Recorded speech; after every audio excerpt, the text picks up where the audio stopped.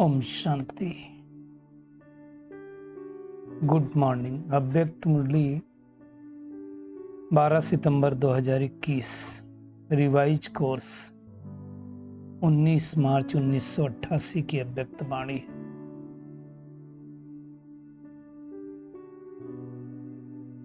अव्यक्त वाणी सुनने से पहले सर्वशक्तिमान प्यारे बाप दादा का वरदानी हाथ अपने सिर के ऊपर महसूस करते हैं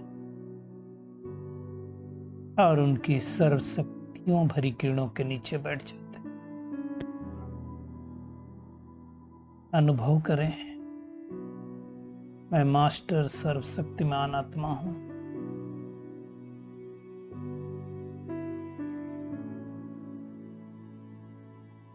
आज की मुरली का शीर्षक है याद में रमणीकता लाने की युक्तियां।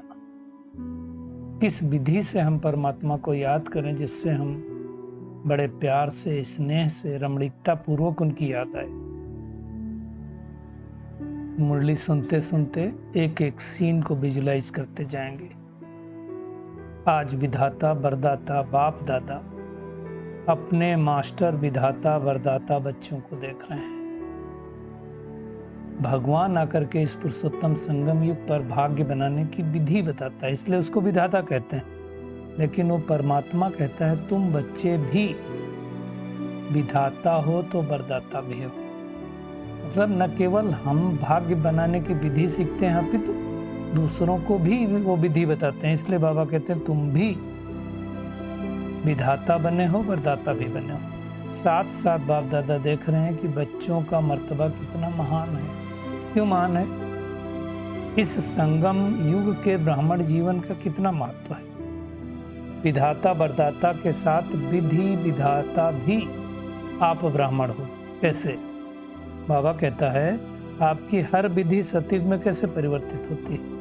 पिछली बार बाबा ने सुनाया था ना, जो लास्ट मुरली थी कि नई दुनिया की जो तस्वीर बनेगी वो इस ब्राह्मण जीवन के आधार पर बनती है। तो बाबा कहते हैं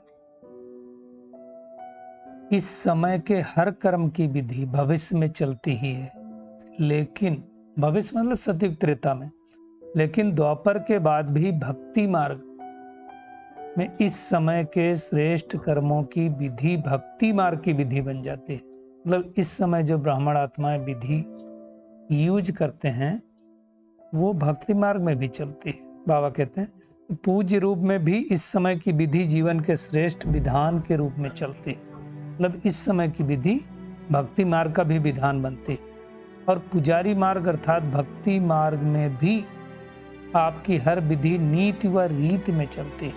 नीति और रीति दो शब्द हैं। जो नीति इस समय बन जाती है उसकी रीति चलती है। तो विधाता वरदाता और विधि विधाता भी आप हो। कितने नशे की बात बाबा कर रहे हैं। आप विधाता भी बता रहे हैं, वरदाता भी बता रहे हैं और विधि विधाता भी बता रहे हैं। केवल सतयुग त्रेता नहीं, द्वापर कलयुग में भी विधि विधान बाबा कहते हैं तुम्हारे हिसाब से बनता है। बाबा ने फिर कहा आपके मूल सिद्धांत सिद्धि प्राप्त होने के साधन बन जाते हैं। मूल सिद्धांत क्या है? एक पिता, एक बाप। धर्म आत्माएं, महान आत्माएं सब अनेक हैं, लेकिन परमात्मा एक है। बाबा कहते हैं इसी मूल सिद्धांत द्वारा आधा कल्प आप श्रेष्ठ आत्माओं को एक बाप के द्वारा प्राप्त हुआ वर्षा सिद्धि के रूप में मिलता है। इस समय देखिए ये पूरे कल्प की प्राप्ति है, ये केवल सतयुग त्रेता की प्राप्ति नहीं है। इसी पुरुषार्थ के हिसाब से द्वापर के और कलयुग के भी राजाएं बनते हैं। बाबा कहते हैं प्रारब्ध मिलना अर्थात सिद्धि स्वरूप बनना। क्यों? क्योंकि बाप एक है, बाकी महान आत्माएं तो अनेक हैं। और कभी भी भाई को भाई से वर्षा नहीं मिलता। वर्षा किससे मिलेगा? बाप से मिलेगा। तो बाबा कहते हैं गॉड इज वन। भक्ति मार्ग में भी क्या कहते हैं? भगवान एक होना चाहिए। भले मानते पूछते दसों को हैं, लेकिन कहेंगे गॉड इज वन। यही सिद्धांत सिद्धि प्राप्त करने का आधार बनता है। भक्ति का आदि आधार क्या है? शुरुआत भक्ति किससे हुई? शिवलिंग के रूप में हुई। पहला मंदिर भी कौन सा बना? शिव बाबा का बना, जिसको कहा जाता है अव्यभिचारी भक्ति। तो बाबा कहते हैं तो भक्ति मार्ग में भी शुरुआत एक बाप से होती है। उस एक सिद्धांत द्वारा सिद्धि प्राप्त होती है ना। जैसे बाबा ने एग्जाम्पल दिया, इस ब्राह्मण जीवन का मूल सिद्धांत क्या है? प्योरिटी, पवित्रता। इस पवित्रता के सिद्धांत द्वारा बाबा कहते हैं आप आत्माओं को भविष्य में सिद्धि स्वरूप के रूप में लाइट का ताज मिलता है। सदा देखो पूरे 2 युग कंटिन्यू रहता है लाइट का ताज, जिसके यादगार में डबल ताज दिखाते हैं ना, एक संपन्नता का, एक पवित्रता का।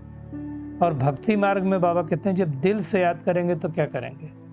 पवित्रता के सिद्धांत को मूल आधार समझेंगे। इसलिए आज भी मंदिर में जाते हैं, मंदिर जाएं, मस्जिद जाएं, गुरुद्वारे में जाएं, तो पवित्र रह करके ही जाते हैं, नहा धो करके साफ सुथरा बन करके ही जाते हैं। बाबा कहते यही सिद्धांत चल रहा है। चाहे आधा कल्प के लिए जितना समय भक्ति करते हैं उतना समय पवित्रता को अपनाते हैं, क्योंकि पवित्रता ही सिद्धि का साधन है। बाबा कहते हैं इसी प्रकार से हर एक ज्ञान का सिद्धांत व धारणा का मूल सिद्धांत बुद्धि से सोचो कि हर एक सिद्धांत सिद्धि का साधन कैसे बनता है। बाबा ने ये मनन का कार्य हम सबको दिया। पवित्रता का क्या बताया कि डबल ताज दिखाते हैं, है ना। इसी तरह से अगर ज्ञान का देखो तो ज्ञान का कौन देवता दिखाते हैं? गणेश जी दिखाते हैं हमेशा, है ना। तो अब एक एक चीज पे हमको विचार सागर मंथन करना है कि कौन कौन से सिद्धांत के हिसाब से, चाहे सतयुग त्रेता हो चाहे द्वापर कलयुग में हो, हमारा इस समय का आधार चलता है। बाबा कहते हैं तो आप विधि विधाता भी बनते हो, सिद्धि दाता भी बनते हो। इसलिए आज तक जिन भक्तों को जो सिद्धि चाहिए कहाँ जाते हैं? भिन्न भिन्न देवताओं के पास जाते हैं, उनकी पूजा करते हैं। तो सिद्धि दाता बाप द्वारा आप भी बाबा कहते हैं सिद्धि दाता बनते हो। वो रूप किसके हैं? हम बच्चों के हैं ना। उनके आगे जाकर के अगर सिद्धि प्राप्त करते हैं तो बाबा कहते हैं तुम सिद्धि दाता बनते हो। जिनको स्वयं सर्व सिद्धियां प्राप्त हैं वही औरों को सिद्धि प्राप्त कराने के निमित्त बन सकता है। भी अंडरलाइन करने वाली बात, सिद्धिदाता कौन बनेगा? जिसको खुद सिद्धियां प्राप्त होंगी।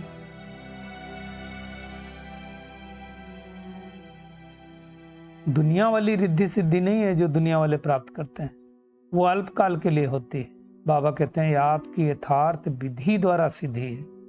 हम विधि अप्लाई करते हैं तो परमात्मा द्वारा सिद्धि मिलती है, और यह सिद्धि ईश्वरीय सिद्धि। जैसे ईश्वर अविनाशी है तो इसलिए विधि और सिद्धि भी अविनाशी है। रिद्धि सिद्धि दिखाने वाले तो बाबा कहते हैं अल्पज्ञात्मा है, उन्हों की सिद्धि भी अल्पकाल की है, लेकिन आपकी सिद्धि सिद्धांत की विधि द्वारा सिद्धि है। इसलिए आधा कल्प स्वयं सिद्धि स्वरूप बनते हो। आधा कल्प सोचो, छोटी बात नहीं है। आधा कल्प आपके सिद्धांत द्वारा भक्त आत्माएं तथा यथाशक्ति तथा फल की प्राप्ति व सिद्धि की प्राप्ति करते आए। आज भी भक्त लोग प्राप्त कर रहे हैं, ऐसा नहीं कि आज नहीं प्राप्त कर रहे हैं, आज भी प्राप्त कर रहे हैं। क्योंकि भक्ति की शक्ति भी समय प्रमाण तो कम होती जाती ना। आज कहाँ भक्ति में शक्ति कहाँ रही, कहाँ सतो प्रधान भक्ति, कहाँ भी तमो प्रधान भक्ति हो जाती है। तो बाबा कहते हैं इतना नशा रहता है कि हम कौन हैं। सदा इस श्रेष्ठ समान की स्थिति की सीट पर स्थित रहते हो। इतनी ऊंची सीट है कि हम विधाता बाप के बच्चे विधि विधान बनाने वाले हैं। बाबा कहते हैं जब इस स्थिति की सीट पर सेट रहते हो तो बार बार अपसेट नहीं होंगे, स्थित नहीं होंगे तो अपसेट होते रहेंगे। बाबा कहते हैं पोजीशन है, कितना बड़ा पोजीशन है। विधि विधान सिद्धि दाता याद रखना, ये पोजीशन है। तो बाबा कहते हैं अगर इस पोजीशन में स्थित रहोगे तो माया पोजीशन नहीं करेगी, सदा ही सेफ रहेंगे। अपसेट क्यों होते हैं हम? बाबा कहते हैं अपसेट होने का कारण है कि श्रेष्ठ स्थिति की सीट से साधारण स्थिति में आ जाते हो। याद में रहना व सेवा करना दिनचर्या, वही रोज का रोज। बाबा कहते हैं लेकिन याद में बैठते हो तो कोई ना कोई श्रेष्ठ समान की सीट पर बैठो। चाहे किसी स्थान पर याद करो, चाहे बाबा के कमरे में करो, चाहे बिस्तर पर करो, लेकिन पहले बुद्धि को श्रेष्ठ स्थान दो। क्या स्थान दो? मैं मास्टर सर्वशक्तिमान आत्मा हूँ, मैं पद्मा पदम भाग्यशाली आत्मा हूँ। मतलब अलग अलग ईश्वरीय नशे की सीट बुद्धि को दो। बाबा कहते हैं दुनिया में आजकल कुर्सी का कितना नशा रहता है, तो आपका क्या है, श्रेष्ठ स्थिति का आसन है। मास्टर बीज रूप की स्थिति का आसन पर सेट रहो, कभी अव्यक्त फरिश्ते की सीट पर सेट रहो, कभी विश्व कल्याणकारी की सीट पर सेट रहो। बाबा कहते हैं हर रोज भिन्न भिन्न स्थिति के आसन पर सेट रहो। सेट होकर के बैठोगे तो अपसेट नहीं होगे। हलचल में क्यों आते हैं? जब बुद्धि की सीट पर सेट नहीं होते। बाबा कहते जानते तो सब हो, अगर कोई पूछे आपसे आप कौन हो तो लंबी चौड़ी लिस्ट निकाल दोगे, लेकिन ये सिर्फ जानना नहीं है। बाबा कहते उसको मानो, अपने को मानो कि हम ऐसे हैं। जानने से काम नहीं चलेगा, जानने से सूक्ष्म खुशी रहेगी, लेकिन मानने से वो शक्ति भी आएगी, वो पावर भी आएगी, है ना। और मान कर चलने से नशा भी रहेगा। बाबा कहते हैं जैसे कोई भी पोजीशन वाले जब सीट पर सेट होते हैं तो क्या होता है, खुशी होती है, लेकिन उनको शक्ति नहीं होती। लेकिन मान कर चलो और अपने से बार बार पूछो कि मैं समान की सीट पर हूं या साधारण रीत पे हूं। साधारण नीच पे होंगे तो क्या होंगे, नीचे आ जाएंगे, है ना। बाबा कहते हैं जो औरों को सिद्धि देने वाले हैं वो स्वयं हर संकल्प में, हर कर्म में सिद्धि स्वरूप अवश्य होंगे, अर्थात दाता होंगे। सिद्धिदाता कभी ये सोच नहीं सकता, क्या नहीं सोच सकता, कि जितना हम पुरुषार्थ करते हैं, मेहनत करते हैं, इतनी सिद्धि दिखाई नहीं देती, अनुभव नहीं होता है। इसका मतलब क्या हो गया कि हम यथार्थ सीट पर सेट नहीं हैं। बाबा ने आज बहुत सूक्ष्म बात कही, जितना रमणी ज्ञान है, रमणी का अनुभव हो उतना तो सुस्ती को भगा देगा। कई बच्चे कहते हैं ना, वैसे तो नींद नहीं आती, लेकिन योग में बैठते हैं तो क्या होता है, नींद आती है। क्यों आती है? क्योंकि रमणीक रीत से, नेचुरल रीत से हम योग नहीं करते। वही घिसी वाली बातें जो हम 10 साल पहले करते थे। बाबा कहते हैं मुरली में कितना खजाना देते हैं, हर रोज कोई ना कोई पॉइंट देते हैं, उस पॉइंट से योग करो। एक रूप से नहीं करो। बाबा कहते हैं वैरायटी रूप से सेट करो। वही चीज अगर वैरायटी रूप से परिवर्तन करते हो तो दिल खुश होते है। आप देखो, एक ही दिन एक ही डिश मिले तो क्या होता है। इसलिए मधुबन भी आते हैं तो बाबा क्या करता है, कभी डोसा खिलाता है, कभी इडली खिलाता है, कभी अलग अलग रीत से खिलाता है ना। तो ऐसे भी बाबा कहता है अलग अलग वैरायटी रूप से समान याद करो। एक ही चीज बार बार खाते हो तो क्या होगा। तो बाबा ने आज बहुत स्पष्ट रूप से कहा, कभी लाइट हाउस के रूप में बैठ जाओ, कभी माइट हाउस के रूप में बैठ जाओ, कभी वृक्ष के ऊपर बीज रूप में बैठ जाओ, कभी सृष्टि चक्र के टॉप पर खड़े हो जाओ, सबको शक्ति दो। जो भी भिन्न भिन्न टाइटल मिले हैं उनका अनुभव करो। कभी सोचो बाबा के नूरे रत्न नैनों में समाया हुआ हूं। कभी मस्तक मणि बन जाओ, कभी तख्त नसीन बन जाओ। अपने भिन्न भिन्न स्वरूपों का अभ्यास करो। 5 स्वरूप भी हैं, तो वैरायटी करेंगे तो रमणीकता आएगी। मुरली में तो बाबा हर रोज नए नए टाइटल देते हैं, सम्मान भी देते हैं, टाइटल भी देते हैं। हर रोज मुरली के आधार पे अगर आप मेडिटेशन करेंगे कभी बोर नहीं होंगे। हमारा अनुभव है ये, आप सबका भी अनुभव होगा, आप कर ही रहे हो। तो बाबा कहते हैं उसी सीट पर सेट हो जाओ। लेकिन क्या करना पड़ेगा, बीच बीच में चेक करो, नहीं तो क्या होगा 6-8 घंटे बीत जाएंगे, फिर सोचते हो तो फिर आधा दिन चला गया, अब क्या करें। तो हर घंटे चेक करो कि मैं कौन सी सीट पर सेट हुआ हूं। और अगर चेक करेंगे तो पता चलेगा कि हम विधि विधाता सिद्धिदाता बन करके आत्माओं का कल्याण कर रहे हैं या नहीं कर रहे हैं। ये चेकिंग करना है। करेंगे, ऐसा अनुभव करेंगे, साधारण रीत से ऐसा अटेंशन रखेंगे तो ही विधि विधाता बन पाएंगे। तो आज सारा दिन क्या करेंगे, एक तो भिन्न भिन्न सामान लेकर के उमंग उत्साह में रहेंगे। सोचेंगे हम कितने भाग्यशाली आत्माएं हैं, हमको भगवान ने, परमात्मा ने इस पुरुषोत्तम संगम युग पर विधि की सिद्धि दे दी है। न केवल अपने लिए अपितु अनेक आत्माओं को विधि विधान सिखाने की जिम्मेदारी सौंपी है। इसी विधि विधान के आधार पर सतयुगी सृष्टि का विधान बनेगा। तो ऐसे उमंग उत्साह में रहना है। तो फिर बाबा ने मधुबन वालों से बात किया। बाबा कहते हैं वैसे तो दिन मधुबन वालों का है, डबल विदेशी वाले चांस दे रहे हैं। बाबा कहते हैं मधुबन में रहना अर्थात विश्व की स्टेज पर रहना। ये छोटी बात नहीं है मधुबन में रहना। आप देखो हर आत्मा मधुबन क्यों भाग करके आती है, बेहद का घर है ना। मधुबन वासियों को हर कोई देखता है क्योंकि यहाँ अटेंशन रहता है। दुनिया में भी कोई स्टेज पर हो, कोई बड़ी कुर्सी पर हो तो उसको कितना अटेंशन रहता है। तो बाबा कहते हैं यहाँ अटेंशन है। चारों ओर की नजर कहाँ जाती है? मधुबन के ऊपर, है ना। बाबा कहते हैं मधुबन एक विचित्र गुंबज है, और गुंबज में जो आवाज फैलता है वो क्या होता है? चारों तरफ फैलता है। तो इस गुंबज का आवाज पूरे विश्व में फैलता है। ऐसी चेकिंग करें। फिर बाबा ने पर्सनल मुलाकात की। बाबा ने कहा स्वयं को कर्मयोगी श्रेष्ठ आत्मा अनुभव करते हो? कर्मयोगी अर्थात सदा हर कर्म का प्रत्यक्ष फल स्वतः ही अनुभव करने वाले। प्रत्यक्ष फल क्या है? खुशी और शक्ति। तो कर्मयोगी जो आत्मा होगी उस प्रत्यक्ष फल खुशी और शक्ति हमेशा अनुभव करेगी।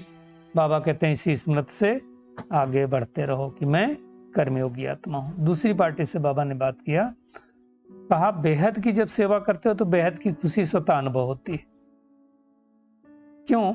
जिन आत्माओं की सेवा करने के निमित्त बनते हो उनकी दुआएं शक्ति और खुशी के रूप में अनुभव होती हैं। तो बाबा कहते एक स्थान पर बैठ करके बेहद की सेवा का फल मिलता है। आजकल तो देखो ऑनलाइन जब से चल गया तो एक स्थान से ही सेवा हो रही ना। ऐसी बेहद की खाता बाबा कहते हैं जमा करते रहो और कराते रहो। फिर बाबा ने वरदान दिया, सेकंड में देह रूपी चोले से न्यारा बन कर्म भोग पर विजय प्राप्त करने वाले सर्वशक्ति संपन्न भव।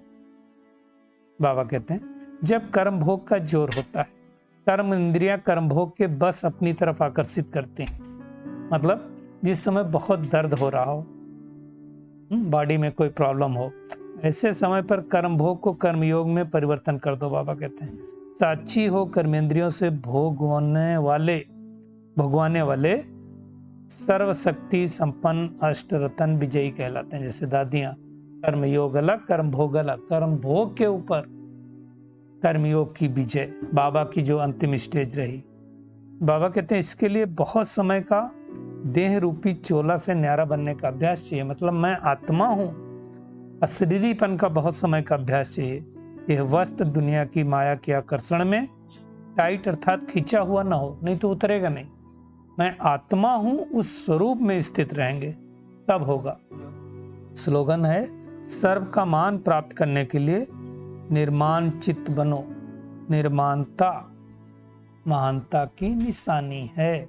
इस स्वरूप में स्थित हो जाओ। जब हम इस स्वरूप में स्थित रहेंगे तो सबका मान अपने आप मिलेगा। चलिए परमात्मा किरणों के नीचे बैठ जाते हैं, अनुभव करें मैं बहुत भाग्यशाली आत्मा हूं।